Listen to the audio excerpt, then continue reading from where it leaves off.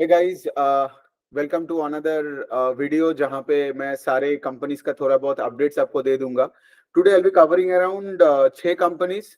पहली बात तो ये कि मेरा एकदम रूटीन का थोड़ा बहुत प्रॉब्लम हो गया बिकॉज इतनी ठंड है। वेदर में दिल्ली में था, फिर मैं कलकत्ता में आया, यहाँ भी इतना ठंड हो गया और ठंड में मैं उतना परफॉर्म नहीं कर पाता। ठीक है, सो जनरली मेरा वीडियो बनाने का टाइमिंग्स थोड़ा सा चेंज हो गया। आज मैं इतने रात को ऑलमोस्ट 11 बजे को एक वीडियो बना रहा हूँ। बट हैविंग सेड दैट, काम तो करनी ही पड़ेगी, राइट? आप लोगों को तो अपडेट मिलना ही चाहिए on a day to day basis. तो जो 6 कंपनीज है, IIFL finance, home first finance, then Polycab, Metro brands, Wipro और एचडीएफसी बैंक। ठीक है, तो सबसे पहले हम आईआईएफएल और होम फर्स्ट का बात करते हैं। ये दोनों का रिजल्ट मुझे बहुत ही अच्छा लगा। अगर आप देखोगे आईआईएफएल का, ठीक है, तो आईआईएफएल फाइनेंस का बात हो रहा है, सिक्योरिटीज का नहीं, आईआईएफएल फाइनेंस। तो इनका आप देखोगे, इनका मेजोरिटी जो जो इनका जो लोन बुक है वो 3 जगह में जाते हैं। एक होता है उनका अफोर्डेबल हाउसिंग, दूसरा है गोल्ड लोन और तीसरा है आपका माइक्रो फाइनेंस। तो अगर मैं पूरा उनका बुक बताऊं, the entire book grew 34% on a YoY basis. ये बहुत अच्छी बात है, मैं आपको बता रहा हूँ क्यों। बिकॉज मिस्टर निर्मल जैन जो इनका सीईओ है, वो हमेशा बात करता रहता है 2 चीजों का, मतलब करते रहते थे पिछले 2 साल से कि लाइक हम अपने एयूएम को 25% सीएजीआर से ग्रो करेंगे अगले 2-3 सालों से। तो अभी आप रिजल्ट देखिए, द एयूएम ग्रू 34% वाईओवाई। तो मतलब जो गाइडेंस दिया उससे बहुत ही बढ़िया कर रहे हैं कंपनी। ये होगी पहले वाला पॉइंट। दूसरा वाला पॉइंट ये है कि मैनेजमेंट ने हमेशा ये बताया था कि लाइक उनका जो एसेट क्वालिटी है, मतलब उनका जीएनपीए नंबर को 2% के नीचे लाना था। और अगर आप Q3 का इनका नंबर देखोगे तो GNPA number is I think 1.7% और एनएनपीए नंबर इज लेस देन 1%। सो मैं यही बोलने का कोशिश कर रहा हूँ कि आईएफएल फाइनेंस जो बोलता है उससे कतई बेटर करती है। ठीक है, तो इसी वजह से ये बहुत बहुत अच्छी एक कंपनी है। और आपको अगर बताओ कि आईएफएल का अगर आप सब डिवीजन भी देखोगे तो उनका माइक्रो फाइनेंस का डिवीजन इज ग्रोइंग 50% और बाकी का जो बुक है that is growing in line with the overall loan book का ग्रोथ ऑफ 34%। नाउ अगर आप देखोगे माइक्रो फाइनेंस का डिवीजन इज स्टिल लाइक 50-55% से जो ग्रो किया, मतलब अभी भी वो माइक्रो फाइनेंस का साइकिल एकदम पूरे दम से चल रहा है। ये तो आपने देखा होगा, राइट? उज्जीवन इक्विटस का जो मतलब स्मॉल फाइनेंस बैंक का, या अगर आप देखोगे उत्कर्ष स्मॉल फाइनेंस बैंक का जो Q3 का अपडेट्स आया है, तो उनका भी जो लोन बुक का पेस ऑफ ग्रोथ वो भी मतलब नॉर्थ ऑफ 20-25-30% के आसपास है। That shows that the micro finance cycle is playing out well. ठीक है, और इसके साथ साथ क्या है, आईएफएल का और एक अच्छी बात है कि लाइक उनका आरओई का नंबर इज अराउंड 19-20%। मतलब अगर आप देखोगे पिछले 3-4 साल से इन्होंने अपने निम्स को बढ़ाया, प्रोडक्ट मिक्स को सही से चेंज किया और अपना आरओई जो पहले 10-11% हुआ करता था आज से 2-3 साल पहले, अभी वो बढ़ के कुछ 19-20% के आसपास आ गया। सो एवरीथिंग, मतलब यहाँ पे कोई कंप्लेन करने की तो जगह है ही नहीं, उल्टा प्रेस करने का है। दूसरा कंपनी है वो है कि होम फर्स्ट फाइनेंस। अब home first finance of course affordable housing finance company है, साउथ इंडिया से चालू हुआ था और अभी स्केल कर रहा है। सो होम फर्स्ट फाइनेंस का अगर आप नंबर देखोगे वो भी बहुत ही बढ़िया, क्योंकि उनका भी मैनेजमेंट गाइडेंस क्या देता है कि हम 30% सीएजीआर से लोन बुक को ग्रो करेंगे, ठीक है, फॉर द नेक्स्ट 3 इयर्स। और ये आई गेस उन्होंने पिछले 2-3 क्वार्टर से कमेंट्री देते आ रहे, गाइडेंस देते आ रहे। तो अभी हम क्या देखेंगे, बिकॉज हमारा काम क्या है कि एक तो तुम गाइडेंस देखो और उसके अनुसार इन्वेस्ट करो, लेकिन आगे जाके तो परफॉर्मेंस भी देखने पड़ेगा ना, क्योंकि अगर if you over promise and under deliver, फिर वो स्टॉक की तो होती है एकदम मार, राइट? सो अगर आप देखोगे यहाँ पे कि उनका भी जो एयूएम का जो ग्रोथ है, मतलब द लोन बुक का growth, that is 33-34% on a YoY basis. That means बहुत ही बढ़िया है। दूसरा चीज जो मुझे अच्छा लगता है होम फर्स्ट फाइनेंस का, अगर आप देखोगे उनका डीपीडी बकेट्स मींस आपका डेज पास ड्यू, ठीक है, कलेक्शन बकेट्स अगर आप देखोगे, एसेट क्वालिटी देखोगे बहुत ही स्टेबल है। आई गेस उनका जीएनपीए नंबर भी कुछ 1.7-1.8% के आसपास है और क्वार्टर ऑन क्वार्टर एकदम वो स्टेबल है। सो एसेट क्वालिटी अच्छी है, ग्रोथ है। लेकिन यहाँ पे एक डिफरेंस है, मैं आपको बता सकता हूँ। होम फर्स्ट फाइनेंस और IFL finance, I know compare नहीं करनी चाहिए बिकॉज ये एक pure play affordable housing company और उसका तो gold, affordable housing, micro finance बहुत कुछ है। लेकिन हम तो एज एन इन्वेस्टर हमें तो देखना पड़ेगा कि लाइक हमारा पैसे का बेस्ट जगह कहाँ पे है। तो ये दोनों कंपनी में अगर आप देखोगे, दोनों का 30% के ऊपर का ग्रोथ है, ठीक है। लेकिन अगर मैं देखूं इन दोनों में से, होम फर्स्ट फाइनेंस का आरओई का नंबर इज अराउंड 15-15.5%, जबकि आईएफएल का है अराउंड 20%। और दोनों का एसेट क्वालिटी सिमिलर जगह में है और दोनों ग्रो कर रहा है 33-34% से। ना बात यही है कि मैं ये नहीं बोल रहा हूँ कि एक आरओई का नंबर एक स्टैग्नेंट लेवल पे जाके देखो, बट मुझे जो चीज होम फर्स्ट फाइनेंस के मैनेजमेंट में थोड़ा सा अच्छा नहीं लगता है कि वो अपना आरओई का नंबर को यही रखना चाहते हैं। मतलब पिछले कॉन कॉल में भी उन्होंने यही बोला कि 15-16% के रेंज में हमारा रिटर्न ऑन इक्विटी रहेगा। जबकि IIFL फाइनेंस 20% टारगेट करता है। एक और कंपनी का मैं बोल सकता हूँ, उसका अभी तक रिजल्ट नहीं आया, 5 स्टार बिजनेस फाइनेंस, उनका भी ROE अगर आप देखोगे Q2 के बाद वो 16% है, एनुअलाइज्ड ROE की मैं बात कर रहा हूँ, लेकिन उनका मैनेजमेंट का कहना है कि आगे जाके वो 20% होगा। तो अगर ये बोलता होम फर्स्ट फाइनेंस का मैनेजमेंट, तो मेरे को ये कंपनी और भी बेटर लगता। ठीक है, मतलब देखिए यहाँ पे कोई स्टॉक रिकमेंडेशन की बात नहीं है, मैं जैसे सोचता हूँ, when I read investor presentations, when I read con calls, when I talk to the management, तो मेरा जो अंदर का जो इनसाइट्स है वो मैं आपको छोटे छोटे वीडियोस में बना के देता हूँ। ठीक है, आई गेस आप सबको समझ में आ गया कि मेरा वर्किंग मेथोडोलॉजी कैसा है।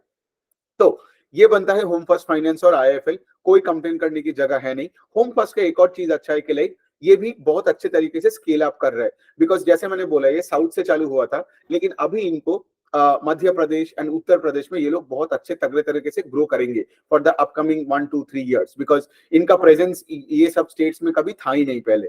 तो मतलब ऐसे कंपनीज आपको लेना है, whether it's financial, whether it's consumption, whether it's proxy manufacturing, कोई भी थीम का हो, but the business has to scale. And of course अगर एक B2C बिजनेस होता है तो वो, या फिर कोई फाइनेंशियल्स होता है तो उसके लिए स्केल करना ज्यादा आसान होते हैं। तो एनी कंपनी लाइक से for example going into new states, आप उसको ध्यान से देखिए। तो ये बनता है दोनों। अब हम थोड़े बुरे टाइप के न्यूज के कंपनी के आसपास आते हैं। तो पहला पॉइंट है कि लाइक थोड़ा सा मेट्रो और पॉलीकैब का बात करते हैं। पॉलीकैब का तो सबको पता है, केबल एंड वायर बेचने वाला बिजनेस है, लेकिन अभी मुझे वो IT रेट का कोई बात ही नहीं करना है। ठीक है, क्योंकि वो हो गया, आप सबको पता है कि क्या क्या हुआ है। ठीक है, आपका जो इन्फॉर्मेशन है मेरे पास वही इन्फॉर्मेशन है। कोई मिनिस्ट्री ऑफ फाइनेंस के वेबसाइट में जाके बिना कंपनी का नाम लिखे कोई आर्टिकल छाप रहा है, तो कोई यहाँ पे कुछ हो रहा है, स्टॉक भी एकदम लगातार वोलाटाइल बन गया है, मतलब उसका बात नहीं करूंगा मैं। ठीक है, यही जो बोला वो बोला। ठीक है, अब इनका Q3 का रिजल्ट के बारे में थोड़ा डिस्कस करते हैं, क्योंकि आज ही वो आया। ये आप देखोगे, जो मुझे जो बुरा लगा वो है कि इनका पेस ऑफ सेल्स ग्रोथ घट गया। अभी इनका Q3 ओवर पिछले Q3 से सिर्फ 17% का ग्रोथ आया। लेकिन अगर मैं पिछले कुछ क्वार्टर का बात करूं तो ये कंपनी का कुछ 40%, 35%, 30% का टॉप लाइन का ग्रोथ हुआ करता था। सो बेसिकली पॉलीकैब मेरे लिए KEI से बेटर हुआ करता था। कैसे? बिकॉज KEI का मैनेजमेंट हमेशा बोलता है कि क्या, कि हम आगे जाके 15-16% CAGR से ग्रो करेंगे। ठीक है, लेकिन पॉलीकैब करता था 30-35% से। ठीक है, फिर 20-25% जो भी हो, इवन Q2 ओवर Q2 अगर आप देखोगे तो 28% का सेल्स का ग्रोथ था उनका। लेकिन इस बार the sales growth has come down to 17%. So when there is a change in the pace of growth, understand the term, अगर हो सके तो फिर से वापस जाके सुनो, change in the pace of growth, अगर वो चेंज नेगेटिव होता है तो वो स्टॉक के लिए अच्छा नहीं होता है। बिकॉज पहले आप 30% से ग्रो कर रहे थे, पहले मार्केट में जो लोग उस शेयर के साथ था उनको 30% का ग्रोथ का एस्टीम मतलब एजम्पशन लेके वो बैठे थे ना। लेकिन अब जब जाके वो 17%, फिर लेट से 13% ऐसे अगर कुछ किया तो फिर क्या होगा, उनका एक्सपेक्टेशंस के अनुसार रिजल्ट नहीं आया तो वो ये स्टॉक बेच के कोई और स्टॉक में चला जाएगा जो 30% दे रहे हैं, राइट। सो इसीलिए आप देखते रहते हो कि लाइक जब रिजल्ट आते हैं तो अगले दिन ही वो स्टॉक रिएक्ट करता है ऊपर या नीचे। सो ये था पॉलीकैब का रिजल्ट। पॉलीकैब का जो दो चीज मुझे लगता है कि लाइक वो उनका जो FMEG का सेगमेंट है, which is I know it's only 10% of sales, but FMEG मतलब है जो non cable and wire segment है, मतलब ये फैन, लाइट, स्विच बोर्ड, ठीक है, ये सब जो सेगमेंट है, आप देखोगे ये वाला सेगमेंट का सेल्स फेल 15%। और दूसरा जो चीज जो मुझे थोड़ा सरप्राइजिंग लगे कि इनका इंटरनेशनल सेल्स का नंबर्स हैव कम डाउन। ठीक है, so now their international sales contribute to 6% of sales, जबकि पहले it was 8 or 9% of sales था। Now why is international sales important? Because वहां पे आपको वही केबल और वायर बेच के आपको, मतलब जनरली ये लोग केबल ही ज्यादा बेचते हैं बाहर, वायर तो आपका हाउसिंग में और इंडियन मतलब डोमेस्टिक मार्केट में वायर ज्यादा बेचते हैं। लेकिन वहां पे क्या होता है ना, केबल आप बेचते हो एट अ हायर मार्जिन। तो अगर आपका हायर मार्जिन का डिवीजन जो कि था मतलब इंटरनेशनल, वो भी थोड़ा घट गया। इसीलिए आप देखोगे पॉलीकैब का आई थिंक पैट का ग्रोथ भी आई थिंक 13% के आसपास है। पैट इज 13% और 14% YOY, सेल्स था 17%, बिकॉज उनका जो हायर मार्जिन वाला सेगमेंट था which is the international market, that did not do well, so that came again as a negative surprise for me. तो एक तो the pace of growth is going down, and दूसरा चीज है कि like आपका इंटरनेशनल सेल्स का जो है वो अच्छा नहीं किया। सो ये बनता है बात। ठीक है, अब हम बात करते हैं मेट्रो ब्रांड्स की। अब मेट्रो ब्रांड्स का कहानी तो देखो बहुत सिंपल है। ठीक है, कोविड के बाद 2 साल कोविड के बाद FY23 में लोग तगड़ा शॉपिंग किया। ठीक है, सो मेट्रो ब्रांड्स का मैनेजमेंट यही तो कहना है कि FY23 में उनका बेस इतना बढ़ गया कि FY24 में उसके ऊपर ग्रो करने में डिफिकल्ट हो रहा है। ये आप एनालॉजी लगा सकते हो वंडरला टाइप के बिजनेसेस के साथ भी, बिकॉज एंटरटेनमेंट थीम पार्क में 2 साल तो कोई नहीं गया, सो FY23 में कंपेयर टू 21 एंड 22 मतलब एकदम छप्पर फाड़ के पेस ऑफ ग्रोथ बढ़ा, करेक्ट। लेकिन FY24 में उस बेस के ऊपर ग्रो करना डिफिकल्ट हो रहा है। तो वही वाला लॉजिक मेट्रो ब्रांड्स में भी हो रहा है। तो अगर आप मेट्रो का रिजल्ट देखोगे, उनका Q3 में सेल्स ग्रू ओनली 6% YOY और इनका EPS घटा है on a YOY basis. EPS मतलब अर्निंग्स पर शेयर। अब अगर आपका अर्निंग्स पर शेयर घटता है या पैट घटता है ऑन अ YOY बेसिस, मतलब शेयर होल्डर को तो एक्स्ट्रा कुछ नहीं मिला। आप इस एंगल से देख सकते हो। इसका मेन रीजन ये है कि उन्होंने 2022 में क्रावेटेक्स करके कंपनी को अक्वायर किया था, फीला। अब देखोगे ये जो फीला का स्पोर्ट शूज होते हैं उनका, अब वो लेने के बाद क्या हुआ, इनका खर्चा बढ़ गया। लेकिन फीला अभी स्टेबलाइज होगा, स्टेबलाइज होकर फीला से पैसा बनते बनते अगले आपको एटलीस्ट 2 साल लगेगा। सो एक तो है हायर बेस, दूसरा हो गया आपका ये फीला का एक्विजिशन। ये पूरे चीज से क्या होता है कि लाइक कंपनी को कोई ऑपरेटिंग लेवरेज भी नहीं मिला और उनका ईपीएस घट गया, ठीक है। तो ये बनता है बात। और अगर आप मेट्रो ब्रांड्स जैसे आप बोलोगे ना कि लाइक मतलब 90-80 पी में स्टॉक है और 6% का सेल्स का ग्रोथ, ईपीएस घट रहा है, तो मेरे को आप उतना इंटरेस्ट नहीं लगता है मेट्रो में। बिकॉज पहले मेट्रो 25% का किया करता था, जब लेट्स से रिलैक्सो का हालत बुरा हो गया था। मतलब हालत बुरा मतलब मैं कभी स्टॉक का बात नहीं करता हूँ, मैं बोलता हूँ जब रिलैक्सो का सेल्स ग्रोथ होना बंद कर दिया था। बाटा खादिम का तो वैसे ही कुछ होता नहीं है, ठीक है। अब अगर मैं फुटवेयर को देखूं तो मुझे सिर्फ वही देखना पड़ेगा कि रेड टेप क्या कर रहा है, क्योंकि रेड टेप का पिछले क्वार्टर का सेल्स का ग्रोथ आया नहीं था। अब देखते हैं इस बार क्या होते हैं, क्या पता रेड टेप अभी फुटवेयर का बादशाह बन जाए जो मेट्रो था in the last 2 years. Okay, थोड़ा विप्रो का बात करते हैं। और मतलब बात ही नहीं करना है विप्रो का, बेसिकली उनका सेल्स ग्रोथ हुआ ही नहीं है, ठीक है। YOY सेल्स घटा है और कंपनी ने अपना गाइडेंस दिया है कि हम अपने अगले कुछ महीने के लिए हम अपने सेल्स को ग्रो करेंगे बाई -1.5 to 2%। अब ये क्या गाइडेंस हो गया, मतलब आप गाइड कर रहे हो कि आगे जाके हमारा सेल्स और घट सकता है। और वैसे भी आप अगर आईटी सेक्टर में देखोगे ना, TCS हो गया, मतलब इन्फोसिस हो गई, ये कोई भी आईटी कंपनी आप ले लो ना, ये सब अपना अपना जो एम्प्लॉय का जो बेस है, एम्प्लॉय का बेस बढ़ नहीं रहा है। अब अगर एम्प्लॉय का बेस बढ़ता नहीं है कोई कंपनी का, मतलब वो मैनेजमेंट आपको क्लियरली बता रहा है ना कि गोइंग फॉरवर्ड भी हमें उतना कुछ बुलिशनेस नहीं दिखता है अपने बिजनेस पे, वरना लोग तो सबसे पहले एम्प्लॉय हायर करेगा ना, करेक्ट। बिकॉज ये बहुत बड़ी एक पैरामीटर होता है। इन्वेस्टर प्रेजेंटेशन जब मैं खोलता हूँ, मैं देखता हूँ कि एम्प्लॉयज बढ़ा है कि नहीं। बिकॉज अगर आपका YOY एम्प्लॉयज बढ़ नहीं रहा है, घट रहा है, वही के वही पड़ा है, मतलब घुमा के आपको मैनेजमेंट वही बता रहा है कि लाइक उतना ग्रोथ आने वाला है नहीं, तो क्या हम दूसरे लोगों को और हायर करके और उनको हम पैसा और सैलरी दे, है ना। उल्टा आप देखोगे आईटी सेक्टर में सबका एम्प्लॉय का बेस धीरे धीरे घटते जा रहा है पिछले 1-2 सालों में। Although I don't have the exact numbers, but अब TCS का, इन्फोसिस का देखोगे तो वो बनता है आपका ट्रेंड। तो विप्रो का भी वैसा ही है, नेगेटिव गाइडेंस एंड एवरीथिंग। अच्छा, लास्ट हम बात करते हैं HDFC बैंक का। आई गेस आप लोगों ने तो पिछले 2 दिन से मतलब सबसे HDFC बैंक का सुन सुन के थक चुके होंगे, तो इसलिए मैं ज्यादा आपका टाइम नहीं लूंगा on this bank. All the time trying to say इसके लाइक अगर आप पहला चीज देखोगे कि HDFC बैंक जब से HDFC को अक्वायर किया, ठीक है, तो इनका लोन बुक बन गया 25 लाख करोड़ के आसपास, इनका टोटल बैलेंस शीट बन गया 34 लाख करोड़ के आसपास। अब इतने बड़े पेस में you can't grow at that pace at which that standalone bank was growing before the merger. Understand this point here. क्योंकि standalone bank grow कर सकता था 18-20% से, अब जब मर्ज कर लिया तो अभी बन गया 30 लाख करोड़ 35 लाख करोड़ का बैलेंस शीट का साइज। तो यहाँ पे 20% करना भी इम्पॉसिबल है। तो मैंने एक्चुअली कल वाला जो कॉन कॉल हुआ था वो नहीं सुना, आई रीड द ट्रांसक्रिप्ट और फिर मैं वर्कशॉप बना के आपको अलग से प्रॉपरली जो मैं करता हूँ ना, डिटेल में जब मैं करता हूँ बता दूंगा। But here is the game for me here, right, कि यहाँ पे शशिधर जगदीशन पिछले क्वार्टर में, Shashi is the CEO of HDFC bank after Aditya Puri. So Shashi ने पिछले क्वार्टर में Q2 में उन्होंने ये क्लियरली बता दिया था कि गोइंग फॉरवर्ड 16-17% के आसपास का ग्रोथ आप एक्सपेक्ट कर सकते हो। और जितना बड़ा साइज बनता जाएगा HDFC बैंक का, उतना पेस ऑफ ग्रोथ घटता जाएगा ना। बिकॉज आज अगर आप स्टेट बैंक को देखोगे, स्टेट बैंक का बुक का साइज HDFC भी बड़ा है, HDFC बैंक से भी बड़ा है ना। HDFC बैंक तो नंबर 2 में आता है इन टर्म्स ऑफ साइज। तो अगर आप स्टेट बैंक देखोगे, उनका तो बैलेंस शीट 40 लाख करोड़ के ऊपर तो होगा ही, I don't know the exact number.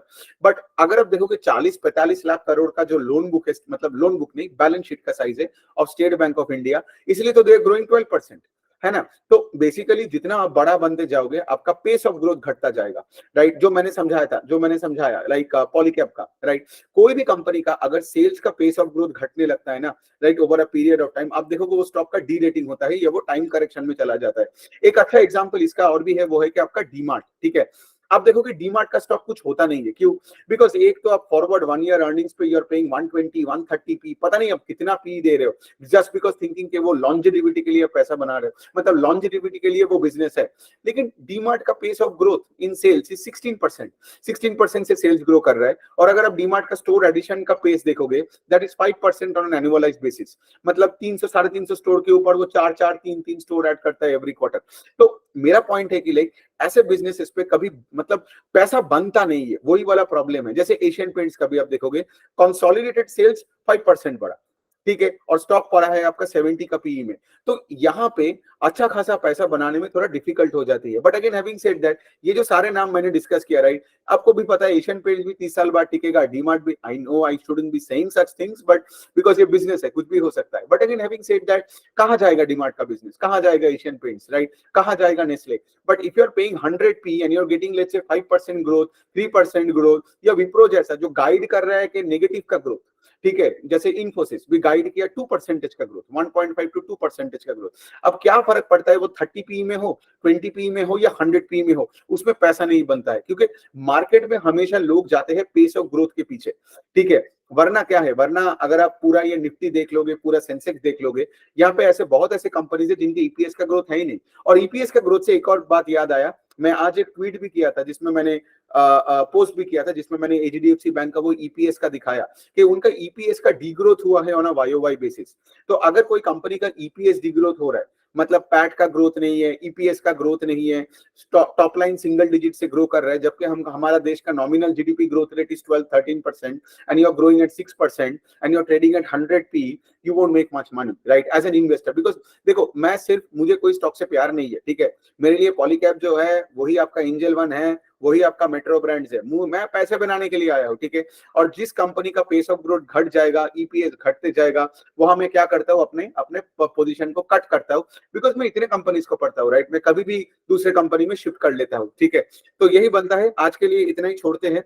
Poona वाला फिनकॉर्प का रिजल्ट बहुत अच्छा है, लेकिन मेरा तबियत थोड़ा ठीक नहीं था, तो उसका अपडेट अभी डाल नहीं पाया, मैं सिर्फ देखा रिजल्ट, ऊपर से तो अच्छा ही लगा। कल सुबह आपका जो जो अगला वाला जो वीडियो होगा, उसमें मैं वो पूना वाला और 1 2 3 बैंक ऑफ महाराष्ट्र और इंडसइंड बैंक, इनका जो आया है, ये मैं कल कवर करूंगा। ऑन दैट नोट, आपका कोई क्वेश्चन हुआ तो आप मुझे कमेंट सेक्शन में लिख सकते हैं।